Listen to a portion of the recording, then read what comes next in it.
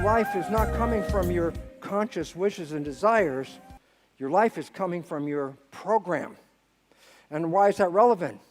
Because I said, think about it this way. I take 3 different cells, and I say, oh, Muslim cell, Jewish cell, Christian cell. I say, oh, are they different entities? I go, no. Those religious things are programs that are downloaded into the mind of the child. What was most important? They all come from the same source. They all represent the same spirit coming to the planet. Your source is not the program. You can take a child from one religion as an infant and have it adopted by another family from a different religion. The child grows up in that religion. The religion wasn't built into the system. It was a program. We've been programmed. And I said, what's the function of the programs? And the answer is this. The mind is designed to take your programs and your beliefs and turn them into reality. This simple sentence is very profound and complex when you get down to it. The function of your mind is to create coherence between what you believe and the life reality you experience. Henry Ford said it simply. He said, if you believe you can or you believe you can't, you're right. Meaning what? Whatever your belief is, if you believe you're going to be a lovable person, then you're a lovable person. If you believe you're not a lovable person, then you're not a lovable person. That was in the belief, but the mind wanted to make sure your beliefs are real.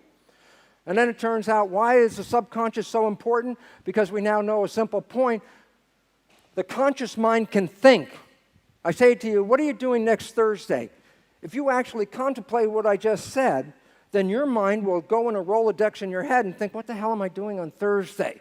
I say, why is that relevant? Because the moment I asked you that, you're not paying attention. I go, oh, so when your mind is thinking, you're not like walk down the street, have a thought. Okay, thought's over, I got it now. You keep walking. I say, why? Because the moment your conscious mind's not paying attention, the default program in the subconscious takes over. And the relevance about that is scientists tell us that we are only conscious 5% of the day. 5% of the day comes from creative wishes, desires, and aspirations. 95% comes from the program. And the issue about that is we have now been realizing the fact that 70% or so of our programs are disempowering, limiting, and really undermining who we are. We were told what we could do and what we couldn't do. If that's your program, then you can do what you were told, and you can't do what you're told you couldn't do. We become the program.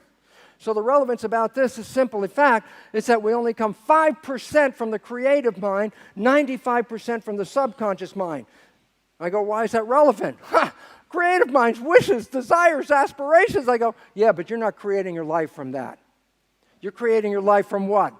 Acquired programs that you got from other people. You are living other people's lives 95% of the day. And that's why you might have trouble with your wishes of being successful and happy being compromised by the behavior you're playing. Because the behavior isn't yours. It was programmed by other people. The Jesuits knew this 400 years ago. They would boast, give me a child until it's 7. It will belong to the church for the rest of its life. Think about what that means. If you give your education to somebody else for 7 years, then 95% of your life comes from that program, not your program. They were talking about programming, manipulating you. And the relevance when I brought this picture up after getting to this point about programming, and we were in Uplift Middle East, and the audience was gagged. They were understanding, yeah, I've got this program. The program runs 95% of the time. And I said, here's the problem. Why have they been fighting for so long in the Middle East? I said, look, you program kids to play with guns. You put kids in military uniforms to play with guns and to kill the enemy. If that's the program, then 95% of their life comes from that. Even if they don't want to fight, that's not relevant. 95% of their life is going to put them into the fight. I said, what's the resolution? The solution? The answer was simple. Allow children to share their love, to share their community, because when they're outside of the program, they're humans. And as humans, they work together in the collective evolution of this planet. Peace comes from helping our children not acquire those negative programs.